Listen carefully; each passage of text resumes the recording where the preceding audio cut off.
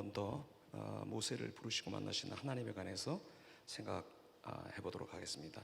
이 말씀을 통해서 하나님을 만날 수 있는 곳이 어디인가, 그리고 우리를 부르시고 만나신 하나님은 어떤 분이신가, 왜 하나님이 물 가운데서가 아니라 불 속에서 모세를 부르셨는가, 자문자답하면서 은혜 받도록 해보겠습니다.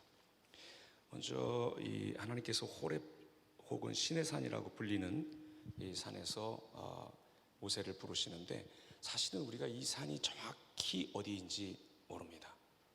하나님의 산이라고 하는 게 무엇인가? 이 산이 아주 오래전부터 하나님의 산이라고 그렇게 알려졌던 것인가? 아니면 바로 앞에 그 미디안 제사장 이드로가 나오는 걸로 봐서 미디안 사람들이 하나님의 산이라고 여긴 그 산에서 하나님이 모세를 만나신 것인가? 우리가 사실 확정지을 길이 없습니다. 알 수가 없습니다. 한 가지 분명한 것은 바로 이 산에서 하나님께서 모세를 만나셨고, 몇 개월 후에 바로 또 이 산에서 이스라엘 백성 전체와 만나신다는 것입니다. 그래서 우리가 뭐라고 생각하는 것이 더 좋냐면, 하나님의 산이라고 하는 곳이 있어서 하나님이 거기서 모세를 만났다기보다는 하나님이 모세를 만나면 그곳이 하나님의 산이 되는 것 아닌가 하는 생각하고 있습니다. 오늘 본문에도 가나안 땅을 가리켜서 젖과 꿀이 흐르는 땅이라고 그렇게 말을 했지만, 사실은 가나안 땅을 예를 들어 창세기 15장 16절이나 레위기 18장 24절 25절에 보면 이 가나안 땅을 뭐라고 묘사하고 있냐면, 그 가나안에 살고 있는 원주민들의 죄악이 너무 가증스럽고 독해서 땅이 그 사람들을 토해낼 정도다. 그 정도로 사람과 문화와 땅과 문명이 다 병들었다, 이렇게 말씀하고 있습니다. 그러니까 젖과 꿀이 흐르는 땅이 어디 고정되게 있는 것이 아니라, 거기 누가 들어가서 어떤 태도로 누구를 섬기며 사느냐에 따라서 그 땅이 사람을 토해내고 싶은 땅이 되든지 아니면 젖과 꿀이 흐르는 땅이 되든지 한다는 것입니다. 하나님의 산이 어디 있겠습니까? 어디가 하나님의 산입니까? 청계산입니까? 설악산입니까? 천왕봉입니까? 대청봉입니까? 어디입니까? 우리가 하나님을 만나는 산이 어디입니까? 교회입니까? 선교단체입니까? 기도할 때입니까? 혹은 우리가 사랑의 전도단에 나가서 전도할 때입니까? 아닌 것 같습니다. 우리의 마음이 겸손해지고 우리가 하나님을 만나야 한다는 그런 절박함 속에서 하나님의 얼굴을 구하는 그곳, 그래서 하나님이 우리를 불쌍히 여겨주시고 우리를 만나시겠다고 하는 그곳, 그 모든 곳들이 사실은 하나님의 산이고, 우리는 그 산에서 하나님을 만날 수 있지 않을까 하는 생각합니다. 그래서 정말 우리에게 이 교회에 나와 있는 시간, 여기서 우리가 하나님을 논하는 시간도 참 중요하지만, 이 세팅을 떠나서 일상 속에서 참 너무나 숨막히게 돌아가는, 숨가쁘게 돌아가는 그 속에서도 순간순간 하나님을 기억하고, 하나님의 도우심 없이는 우리의 존재, 우리의 활동, 그리고 우리가 살아가는 그 인생에 아무런 보람과 아무런 목적과 의미가 없을 것이라고 하는 절박함 속에서 하나님을 찾으면, 그곳이 시끄러운 전철 아니든 시장 속이든 그곳이 길 위든 어디든 하나님의 산이 되고 하나님을 만나는 곳이 되지 않을까 하는 생각이 듭니다. 특별히 우리가 이런 집회로 모이는 이런 모임도 소중히 여기고, 여기 찾아 나올 때도 우리가 뭔가 정말 하나님의 은혜를 구하고, 특별히 우리 양옆에 지금 같이 앉아 있는 사람들에 대한 어떤 영적인 책임감, 책무감을 느끼면서 여기에 나와야 되지만, 동시에 우리가 흩어져서 생활 속에 들어가 있을 때에도 정말 하나님의 그 얼굴의 임재를 어떻게 구해야 할지, 이거를 좀 깊이 고민하면서 하나님 만나고자 하는 그런 마음으로 살아가야 하지 않을까 생각합니다. 아무쪼록 또 한 주간 열릴 때, 이 날들이 우리에게 열릴 때, 이 시간 속에서 무엇이 특별히 종교적으로 구별되어서 정해져 있는 것이 아니라, 우리가 하나님을 만나고자 하고 하나님 우리를 찾으시는 그 모든 곳들이 사실은 거룩한 곳이고 하나님의 산이 된다 하는 생각을 가지고 일상을 그렇게 복되게 사시는 여러분 되시고 또 우리 모두가 되기를 바랍니다. 두 번째로 여호와의 사자라고 하는 말씀이 나오는데 여기 2절 상반절 좀 보겠습니다. 여호와의 사자가 떨기나무 가운데로부터 나왔다. 이렇게 말씀하시죠. 근데 또 바로 뒤에는 뭐라고 얘기하냐면 불꽃 안에서 그에게 나타나시니라. 또 그리고 보니까 그가 보니 떨기나무에 불이 그 다음에 4절 상반절 보니까 여호와께서 그가 보려고 돌이켜 오는 것을 보신지라. 그리고 또 중반절에 보니까 하나님이 떨기나무 가운데서 그를 불러 이르시되. 이 굉장히 헷갈리는 말입니다. 왜 헷갈리냐면 언제는 여호와의 사자라 그랬다가 그 여호와의 사자가 보니까 또 불꽃이었다가 그 불꽃이 또 여호와였다가 그 또 불꽃이 하나님인 것입니다. 이게 지금 누가 누군 거예요 지금? 왜 하나님은 우리를 이렇게 참 그렇지 않아도 세상 복잡하고 아주 골치가 아픈데 그렇지 않으세요? 살만하신가 보지 다들? 골치가 아프잖아요. 이렇게 골치가 아픈데 하나님까지도. 우리 제 독일에 유학 가는 친구 하나가 대학 이제 막 졸업하고 이제 유학을 가게 된 친구가 우리랑 같이 밥을 먹어서 하는 얘기가 자기는 뭐 장로 아들이고 권사 아들이지만 실은 정말 신앙에 대해서 굉장히 사실은 심각하고 진지한 물음이 있다고 하면서 뭐냐고 우리가 물어보니까 하는 말이 내가 죽어달라고 부탁도 안 하는데 왜 그렇게 덜컥 죽어가지고 나를 이렇게 오랫동안 괴롭히는지 잘 모르겠다고 그런 얘기를 하더라고요. 근데 그 시간이 지나면 지날수록 그게 그냥 웃고 넘어갈 얘기가 아닌 것 같더라고요. 우리 동의를 받고 죽어준 게 아니잖아요. 너 죄인이지. 그래 내가 그럼 너를 위해서 죽을게. 그러면 되겠니? 그러면 어떻게 좀 새 삶을 살 수 있겠니? 의논하신 게 하나도 없잖아요. 털컥 죽어놓고 그 죽음의 결과와 의미를 우리에게 이렇게 더딥혀 주시는 거니까 사실 그렇게 보면 그 말이 정말 맞는 말인 것 같기도 한데 아무튼 하나님 굉장히 복잡합니다. 이게 도대체 이게 뭐야? 여호와랬다가 불꽃이랬다가 하나님이랬다가 또 사자랬다가 이게 왜 이렇게 도대체 뭘 어떻게 무엇을 믿고 하나님이 어떤 분이라고 깨달으라고 하는 것인가? 그래서 그 하나님을 삶에서 더듬어 어떻게 쫓아 나가라고 하는 것인가? 이게 굉장히 친절하지 않을 때가 상당히 많다는 생각이 듭니다. 이게 왜 이런가? 그리고 우리는 이 앞에서 어떻게 해야 되는가? 한마디로 하나님이 우리한테 친절하지 않은 거 이게 왜 그런가? 이게 하나님이 우리랑 다른 분이어서 그렇습니다. 그리고 그 하나님의 다름이 우리에게 사실은 곰곰 생각하면 엄청난 구원과 위안을 가져다주는 원천이 됩니다. 우리가 주기도문 정확하게 말하면 주님이 우리에게 주신 기도를 기도하는데 제가 한번 그저께인가 한번 아침에 앉아가지고 스톱워치를 켜놓고 교회 모드로 하늘에 계신 우리 아버지 이름이 이렇게 하지 않고 또박또박 하늘에 계신 우리 아버지요 이런 식으로 한번 기도를 해봤더니 29초 34가 걸리더라고요. 30초도 안 걸려요. 아무리 천천히 해도. 그 기도가 정확하게 말하면 주님이 주신 기도가 어떻게 시작이 되던가요? 하늘에 계신 우리 아버지. 내가 다 말해놓고 이렇게 겨우 그 뒤에 이렇게 쫓아오셔가지고 슬쩍 거두시려고 그러는 거예요. 하늘에 계신 우리 아버지요. 근데 사실은 이 말만큼 모순되는 말이 없어요. 하나님이 하늘에 계시다는 얘기는 하나님의 소재를 말하는 게 아닙니다. 하나님이 어디 있다는 정보를 주려고 하늘에 계시다고 하는 말을 하는 게 아닙니다. 하늘에 계시다는 말은 무슨 말이냐면 하나님이 우리랑 다르다는 말입니다. 하나님이 우리 같지 않다는 것입니다. 우리 같은 사람이 아니라는 것입니다. 높고 위대하신 분이라는 것입니다. 우리를 넉넉히 구원하시며 이 고장난 우주를 죽음의 그림자가 덮여 있고 이제 죽음의 증상들을 서서히 나타나면서 죽음을 확정받기 위해서 걸어가고 있을 뿐인 우리 인생을 넉넉히 구원하실 수 있는 우리와 다른 어떤 인격이시라고 하는 것을 하늘에 계시다 이런 말로 표현하고 있는 것입니다. 그런데 동시에 그분이 우리의 아버지라고 말하고 있습니다. 와, 이게 진짜 이게 사실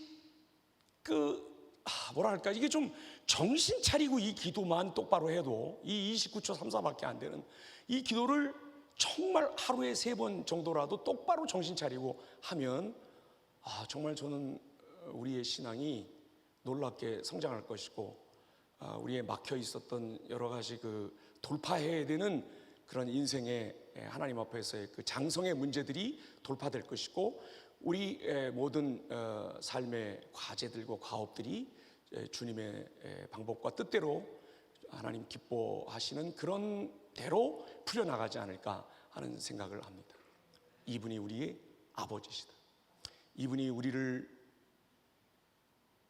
우리 가운데서 그의 이름을 나타내시며 우리를 구원하심으로써 자기가 하나님 되시다고 하는 것을 드러내시고, 그럼으로써 이름을 거룩히 여김을 받으시고, 그분이 나라 곧 왕으로서 우리를 다스려 주시고, 그분이 우리에게 우리 한평생에 하나님의 뜻이 우리 인생에서 펼쳐지도록, 하나님의 뜻이 이 땅에서 펼쳐지도록 막는 것이 2가지가 있는데, 하나는 인간의 불순종이고 하나는 사탄의 유혹인데, 그것들에도 불구하고 하나님이 그것들을 뚫고 기어코 하나님의 뜻이 이루어지는, 그것이 가장 우리에게서 소중한 것이 되는 인생을 살게 해주시겠다고 약속한 기도를 우리가 똑바로 이것만 하기만 해도, 그래서 하나님이 우리를 다스리는 것처럼 우리도 먹고 사는 문제를 다스리고, 우리도 관계의 문제를 다스리고, 우리도 보호의 문제를 다스려 나가면서, 악의 문제를 다스려 나가면서 살아가는 힘을 이 기도에서 얻을 수 있다면, 사실 이 30초도 안 되는 기도를 가지고도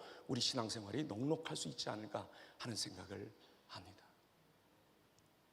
우리에게 한눈에 파악되지 않는 하나님, 알쏭달쏭한 하나님, 왜 이렇게 하시는지 전혀 잘 이해하기 힘든 하나님, Why me? 왜 나를?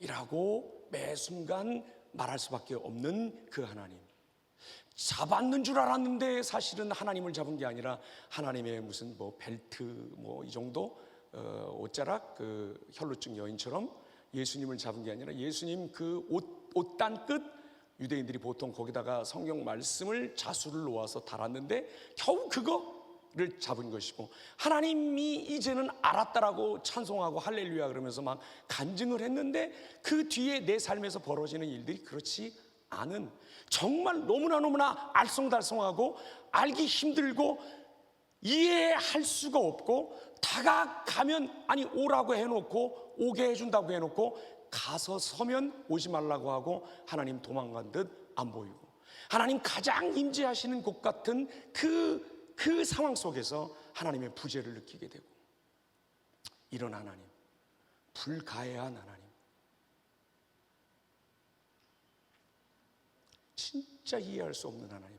하지만 우리가 쉽사리 조작할 수 없고, 우리가 쉽사리 만만하게 볼 수가 없고, 우리가 쉽사리 이런 분이다 저런 분이다 라고 말할 수 없는 이 하나님이, 사실은 우리가 모르는 그 무지의 깊이만큼, 그 무지만큼 사실은 하나님 우리에게 놀라우신 분이고, 그러니까 사실은 우리를 버리지 않을 수가 있고, 그렇기 때문에 우리의 숱한 반역과 실패와 실수에도 불구하고 우리를 끝까지 자기가 약속한 그곳에 인도해 내실 수 있는 하나님 아니신가 하는 생각이 듭니다.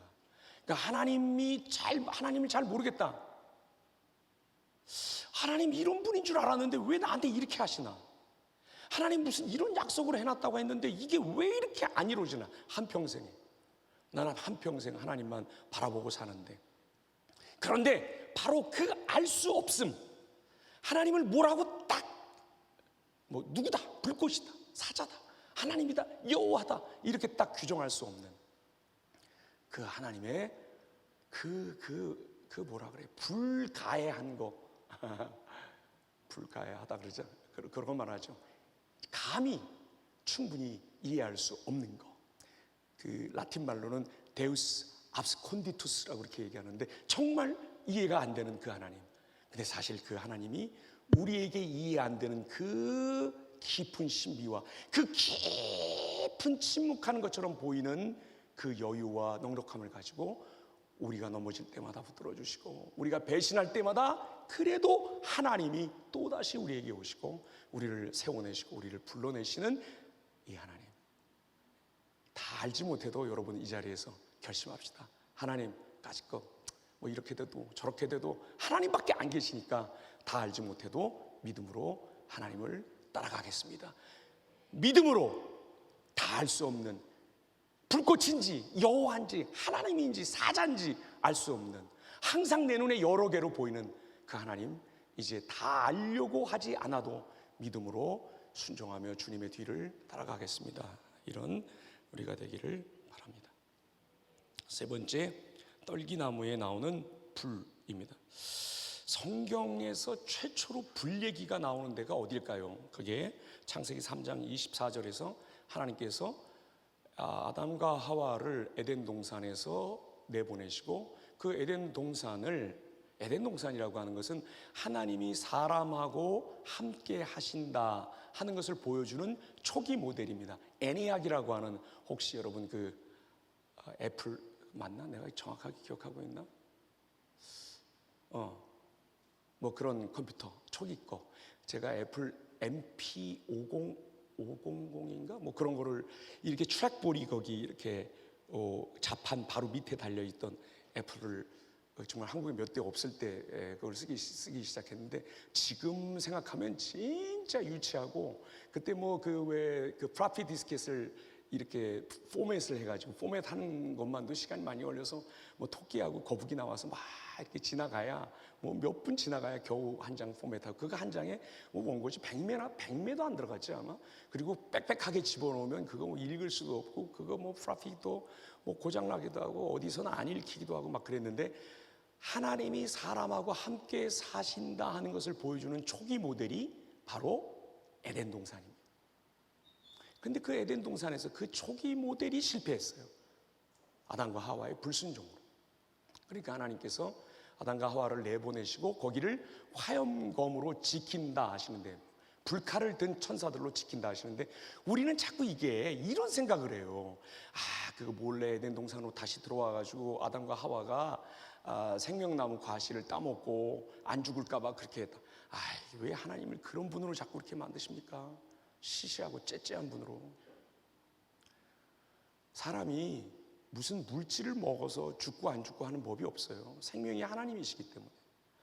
하나님하고의 교제가 이미 끊어졌는데 생명나무 실과를 아무리 먹은들, 혹은 선악과를 몇 개 더 먹은들 더 어떻게 안 되는 거예요. 왜 아담과 하와를 거기서 내쫓고 거기를 불칼로, 왜 불로 지키셨을까요? 빙빙 도는 불로 지키셨을까요? 너희가 자격이 없어서 이 정말 에덴 동산이 너희를 내뱉는 것처럼 너희들이 쫓겨났어도 나는 너희하고 한 약속을 내 목숨을 걸고 내 진실함을 걸고 나는 지켜나가겠다. 하나님이 그것 천명하시는 것입니다. 그 다음에 두 번째 나오는 아주 의미심장한 불이 구약 성경에 있는데, 그게 창세기 15장 17절입니다. 하나님이 아브라함에게 여러 가지 짐승들을 죽여서 각을 떠서 마주보게 하고 제단에 진설해 놓은 다음에 하나님의 임재를 기다리라고 말씀했습니다. 오랫동안 안 나타나시니까 이 아브라함이 꾸벅꾸벅 졸고 있는데, 하나님이 드디어 마치 화로에서 연기가 올라오는 것 같은 불로 그 쪼개진 짐승들 사이를 지나가셨습니다. 이게 무슨 뜻입니까? 옛날에 고대 근동 사람들은 언약을 할 때 이 언약을 어기면 이 짐승처럼 된다라고 해서 짐승을 잡아서 가운데를 가르고 그걸 불태우는 의식을 했습니다. 아브라함은 쪼개 놓았을 뿐 그 사이로 지나가지 않았습니다. 오직 여호와의 불만이 거기 지나갔습니다. 이게 무슨 소리입니까? 아브라함, 네가 내 언약을 다 못 지키는 한이 있어도, 네가 나를 다 못 쫓아오는 한이 있어도 나는 너에게 한 이 약속을 끝까지 맹세로 지킨다. 나는 이 약속을, 너하고 오늘 하는 이 약속을 내 목숨을 걸고 지킨다. 너는 이 사이로 못 지나가지만 나는 이 사이로 지나가면서 이게 안 이루어지면 내 죽음을 걸겠다 라고 하나님이 맹세하시면서 이렇게 이 불 사이로 지나가시는 불이 여기 두 번 나타납니다. 전부 다 어떤 겁니까? 하나님이 스스로 열심을 내서 사람이 못 지키는 약속, 사람이 못 따라오는 하나님의 그 언약을 하나님 혼자 애써 지켜나가시겠다고 하는 거, 그거를 말씀해 주는 것입니다. 이 오늘 떨기나무에 붙은 불은 이 두 불의 종합입니다. 다시 한번 하나님이 불 속에서 말씀하십니다. 내가 이 약속을 꼭 지킨다. 내가 너희를 꼭 구속한다. 내가 너희를 반드시 속량해서 너희에게 자유와 생명과 나를 예배할 수 있는 권한을 너희에게 주겠다. 온 세상이 이 사실을 알게 될 것이다. 모두가 이것을 보게 될 것이다. 내가 나의 살아있음을, 나의 하나님됨을 바탕으로 너희에게 이것을 맹세한다 하는 것을 모세에게 먼저 보여주신 것이 떨기나무에서 물이 아니라 불. 미디안 광야는 물이 많이 필요한 것인데 물이 아니라 불로 이거를 보여주신 이유인 것 같습니다. 그리고 바로 몇 개월 후에 이곳에서 하나님은 하나님의 백성들과 다시 백성들 전체와 불로 만나시는 것을 우리가 볼 수 있습니다. 누가복음 12장 49절에 보면 내가 불을 땅에 던지러 왔노니 이 불이 이미 붙었으면 내가 무엇을 원하리요 하는 말씀이 있습니다. 예수님이 방화범이신가? 예수님 무슨 불을 던지려고 그래요? 무슨 불을 던지려고 하셨을까요? 이 불은 무슨 불일까요? 조금 전에 말씀드린 것처럼 출애굽기 19장 18절에 나타난 것처럼 하나님이 지금 모세를 부르시는 이 산에서 백성 전체를 만나실 때 불이 임했습니다. 죄인들을 하나님의 백성으로 만드는 하나님의 거룩한 불, 죄를 태워버리되 그 죄를 지은 자들을 보존하는 불, 모든 어두움과 누추함과 얼어붙은 것들을 녹여버리는 불, 영광의 불, 모든 것들을 새롭게 일으키는 불, 정결케 하는 불, 소멸하는 불, 하나님 불순종하는 마음을 다시 쇠처럼 녹여서 다시 정금처럼 만들어내는 그 불, 예수님이 그 불을 던지고 싶다고 말씀하시고 계시는 것입니다. 그 불을 내가 던지고 싶다, 너희한테. 이 불이 붙었으면 내가 얼마나 좋으랴 하신 말씀이 바로 이 불인 것입니다. 이 불이 붙어야 하나님 백성이 되는 것입니다. 이 불이 붙어야 하나님의 사람들이 되는 것입니다. 이 불이 붙어야 거룩한 공교회가 되는 것입니다. 이 불이 붙어야 하나님 사랑하시는 공동체가 되는 것입니다. 새로운 사회가 되는 것입니다. 우리에게 이 불이 이미 있는 줄로 압니다. 불이 떨기나무를 태우지 않고 계속 타올랐던 것처럼 우리가 하나님께 여전히 충실하지 못해도 우리를 소멸치 않으시고 하신 약속을 기억하셔서 끝내 우리를 안고 품고 우리를 이끌어내실 하나님을 찬양합니다. 그분이 살아계시고 그분이 여러분과 함께 계십니다. 자, 여러분 나누십시오.